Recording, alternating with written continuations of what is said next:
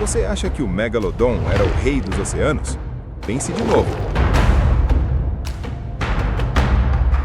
Existia um monstro com dentes de 36 centímetros, mais grossos que os do T-Rex, o dobro do tamanho dos dentes do Megalodon. O nome dele era Leviatã, uma baleia assassina com a mordida mais forte da história. A diferença? O tubarão era feito de cartilagem mole. O Leviatã era um tanque de ossos duros. Se eles batessem de frente, o Megalodon seria partido ao meio. Ele não era o predador, ele era o almoço. Nós reconstruímos essa batalha épica com a nova ciência de 2026. Assista agora no Jurassic Shadows e descubra como o Império do Rei caiu. O Megalodon nunca olhava para trás. Por milhões de anos, ele não precisou. Ele era o fim da linha, o predador que definia o medo nos oceanos. Mas há 12 milhões de anos, essa regra absoluta foi quebrada. O rei dos tubarões descobriu, da pior forma possível, que não estava sozinho no topo. Ele descobriu que podia sangrar. Bem-vindo ao Mioceno. Aqui, o oceano não é um santuário, é um matadouro. Aqui, ser gigante não é um seguro de vida, é um alvo nas suas costas. Neste exato segundo geológico, existe uma regra não dita nas profundezas. O tubarão Megalodon é o rei, o devorador de mundos, a máquina de matar perfeita. Mas a paleontologia descobriu um segredo, uma anomalia. Havia algo mais na água, algo que não fugia do Megalodon, algo que olhava para o maior tubarão da história e via comida. Esqueça as baleias gentis que filtram plâncton. Esta baleia tinha dentes maiores que o de um Tiranossauro Rex. Ela tinha a inteligência de um supercomputador biológico. E ela tinha um nome que os cientistas tiveram que buscar na Bíblia para descrever o horror que ela representava. Antes de mergulharmos nas águas mais perigosas da história da Terra, eu tenho uma missão rápida para você. O algoritmo do YouTube, assim como o registro fóssil, é implacável. Ele enterra vídeos que não recebem interação. Se você quer que a verdadeira ciência e a paleontologia continuem vivas aqui na plataforma, esmague o botão de like agora. Se inscreva em Jurassic Shadows. Junte-se à nossa expedição. Feito? Ótimo! Agora, prenda a respiração. Vamos descer. Hoje, o deserto de Ocukage, no Peru, é um dos lugares mais secos da Terra. Uma vastidão de areia ocre queimada pelo sol impiedoso, onde a vida luta para persistir por um único dia. É um cemitério a céu aberto. Mas, se você souber onde olhar, as pedras falam. Esta é a formação Pisco. Para um paleontólogo, este lugar é mais valioso que uma mina de ouro. É uma janela temporal quebrada. Há 13 milhões de anos, e este deserto não existia. Tudo isso era o fundo do mar. O Mioceno Médio foi a era de ouro dos predadores marinhos. As correntes eram quentes, ricas em nutrientes. A vida explodia em uma escala que nunca mais vimos. Havia preguiças aquáticas, pinguins do tamanho de humanos, crocodilos marinhos e, claro, as baleias. Centenas de espécies. Mas algo estava errado nas rochas do Peru. A maioria dos fósseis de baleias encontrados ao redor do mundo mostram sinais de predação, marcas de dentes de tubarão, ossos quebrados. Elas eram as vítimas, mas em novembro de 2008, o pesquisador Klaas Post estropeçou em algo que quebrou essa lógica. Ele encontrou um crânio, mas não era um crânio comum. O crânio media 3 metros de comprimento. Para você ter uma ideia, isso é maior que um carro Smart, só a cabeça. Mas o que fez os cientistas, liderados pelo Dr. Olivier Lambert, recuarem em choque foram os dentes. Baleias modernas, como a cachalote, têm dentes apenas na mandíbula inferior, pequenos, quase inúteis. Elas sugam lulas. O animal do Peru era diferente. Ele tinha dentes em cima, ele tinha dentes embaixo, e eles não eram dentes, eram estacas. 36 centímetros, mais grosso que o seu antebraço, mais longo que o dente de qualquer dinossauro carnívoro que já caminhou na Terra, mais robusto que o dente do Megalodon. Este animal não comia lulas. Você não precisa de dentes de 36 centímetros para comer lulas macias. Esses dentes tinham uma única função mecânica: esmagar ossos de outras baleias. Eles o batizaram de Leviatã Melville. Leviatã, o monstro bíblico do mar, e Melville em honra a Herman Melville, autor de Moby Dick. Mas a Moby Dick de ficção era um animal movido por instinto de defesa. O Leviatã era uma máquina de guerra biológica construída para desafiar o próprio Megalodon. E para entender como ele fazia isso, precisamos abrir este animal. Vamos olhar para dentro da besta. Para entender por que o Leviatã era um pesadelo, não olhe para o tamanho, olhe para a engenharia. A maioria dos predadores marinhos, como as orcas modernas, usam uma técnica chamada suction feeding, ou mordidas rápidas para rasgar pedaços. O Leviatã ignorava essa sutileza. Seu crânio tinha uma fossa temporal, o buraco onde os músculos da mandíbula se encaixam, absurdamente grande. Isso permitia, diferente do crocodilo que apenas segura ou do tubarão que serra, os dentes do Leviatã se encaixavam como uma tesoura industrial e deixavam uma mordida que não apenas perfurava a carne, ela pulverizava a estrutura óssea. Paleontólogos chamam isso de mordida de cisalhamento. Quando ele mordia uma baleia menor, ele não estava tentando tirar um pedaço, ele estava tentando partir a coluna vertebral da presa ao meio em um único golpe. E aqui entra o detalhe que muda tudo. O Leviatã era um tetrápode. Ele tinha pulmões, não guelras. Isso significa que, libra por libra, a musculatura de um mamífero é mais densa e eficiente energeticamente do que a de um peixe. Ele podia nadar por horas em perseguição de alta velocidade sem se cansar, enquanto um tubarão precisaria conservar energia. Mas o tubarão tinha seus próprios truques. Durante décadas, mentiram para você sobre o Megalodon. Você viu os filmes, viu os documentários do Discovery Channel nos anos 2000? Um grande tubarão branco, só que do tamanho de um ônibus. Um tanque de gordura e músculo, certo? Esqueça essa imagem. Estudos publicados entre 2024 e 2025 reviraram a paleontologia. Ao reanalisar a coluna vertebral incompleta de um espécime da Bélgica, os cientistas perceberam algo perturbador. As vértebras não suportariam o peso daquele corpo gordo que imaginávamos. O verdadeiro otó dos Megalodon era magro.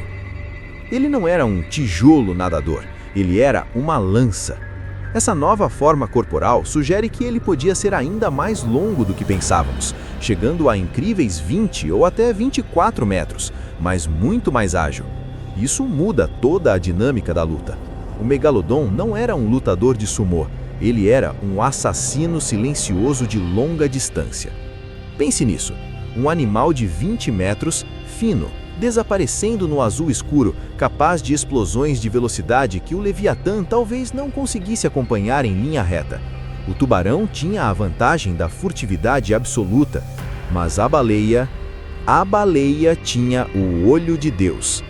No topo do crânio do Leviatã havia uma bacia côncava gigantesca. Lá ficava o órgão do espermacete. Hoje, cachalotes usam isso para mergulhar fundo, mas no Leviatã, os cientistas teorizam um uso muito mais sinistro.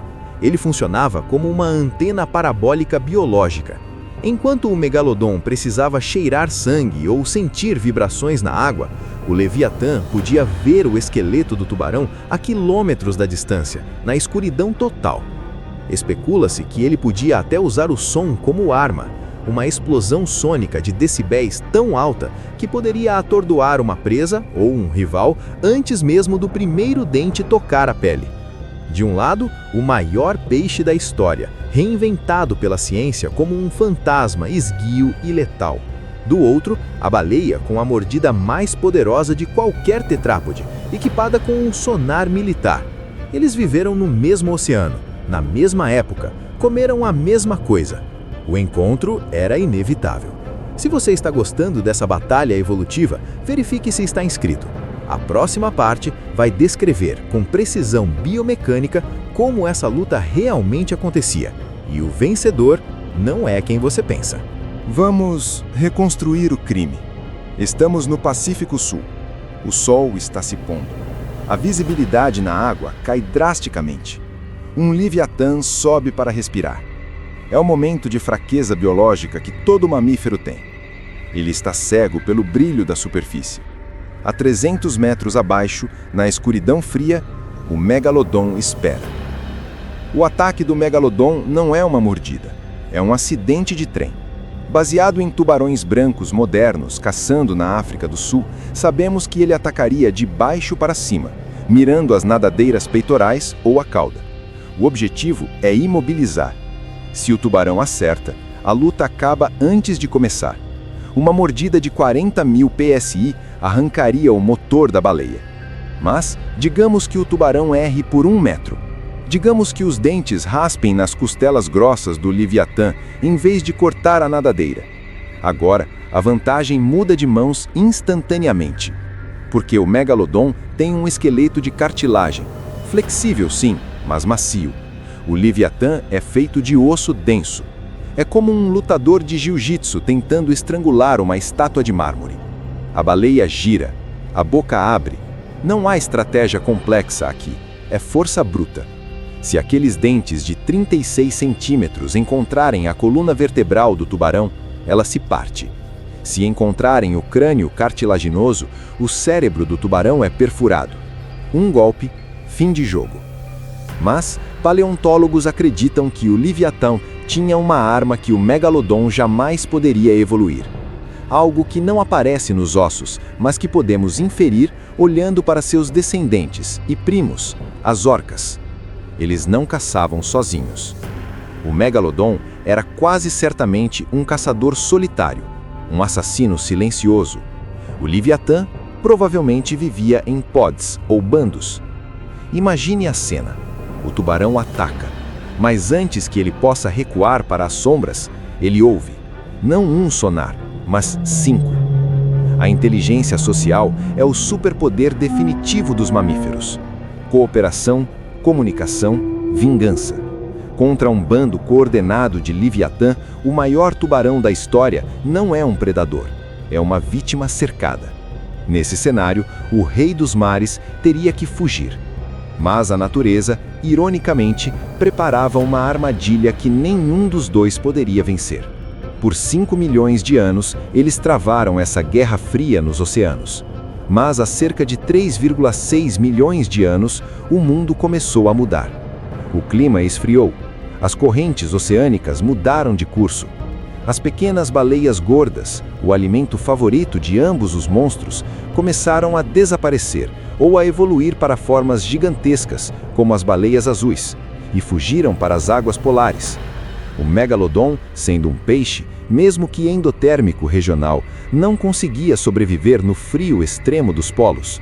Ele ficou preso no Equador, morrendo de fome em um oceano que se tornava um deserto. E o Leviatã, mesmo sendo sangue quente, ele era especializado demais. Seus dentes gigantes eram caros para manter. Seu corpo colossal exigia calorias que não existiam mais. Eles não foram mortos por um meteoro nem por um vulcão. Eles foram mortos pela fome. A extinção desses titãs não foi apenas o fim de um capítulo. Foi o início do nosso mundo. Pense nisso por um segundo. Se o Leviatã e o Megalodon ainda patrulhassem os oceanos, as baleias azuis, os maiores animais que já existiram, jamais teriam evoluído. Elas são lentas, pacíficas, gigantes, gentis. Num oceano dominado pelo Leviatã, ser uma baleia azul seria uma sentença de morte. A queda dos monstros assassinos abriu um vácuo. Esse vácuo permitiu que as baleias se tornassem filtradoras gigantes. Permitiu que os ecossistemas marinhos se estabilizassem. E, em última análise, permitiu que nós, primatas curiosos, construíssemos barcos de madeira e cruzássemos os oceanos sem sermos despedaçados por monstros de 20 metros que viam nossos navios como brinquedos de mastigar. A nossa história foi escrita sobre os ossos deles. Mas a pergunta persiste, nos comentários, nos fóruns e na mente de cada pessoa que olha para o mar à noite. Eles poderiam ainda estar lá embaixo? Afinal, conhecemos menos de 5% dos nossos oceanos. O selacanto voltou dos mortos. a lula colossal permaneceu um mito até o século XXI? Poderia um Leviatã estar escondido nas fossas abissais? A ciência dura diz não. Fisiologicamente, é impossível. O Leviatã era um mamífero que respirava ar. Ele não podia viver no fundo perpétuo. Ele precisaria subir. E se ele subisse, nós já o teríamos visto. Satélites, sonares, rotas comerciais, nada escapa. O Megalodon, um predador daquele tamanho, morreria de frio ou de fome nas profundezas escuras. Eles se foram. Ou será que não? A verdade é que o espírito do Leviatã não morreu. Ele foi atualizado. A evolução pegou o projeto da baleia assassina, reduziu o tamanho para aumentar a agilidade, manteve os dentes e multiplicou a inteligência por 10. Nós a chamamos de orca. Hoje as orcas caçam tubarões brancos. Elas arrancam o fígado deles com precisão cirúrgica. O Leviatã era o protótipo. A orca é a versão final. O rei não morreu, ele apenas trocou de coroa. O Leviatã Melville permanece como um aviso gravado em pedra, um lembrete de que a natureza não joga limpo. Ela cria monstros, os coloca em uma arena e depois os apaga quando o clima muda. Nas profundezas do tempo, existia uma baleia que olhava para o Megalodon e não sentia medo. E isso é a coisa mais aterrorizante e magnífica que podemos imaginar. Se este vídeo expandiu sua visão sobre o passado da Terra, faça sua parte na cadeia alimentar do YouTube. Inscreva-se em Jurassic Shadows, ative o sino. Comente abaixo. Em uma luta até a morte, sem emboscadas, em quem você aposta seu dinheiro? Leviatã ou Megalodon? Eu leio todos os comentários. Eu sou o seu narrador e nos vemos no próximo nível geológico.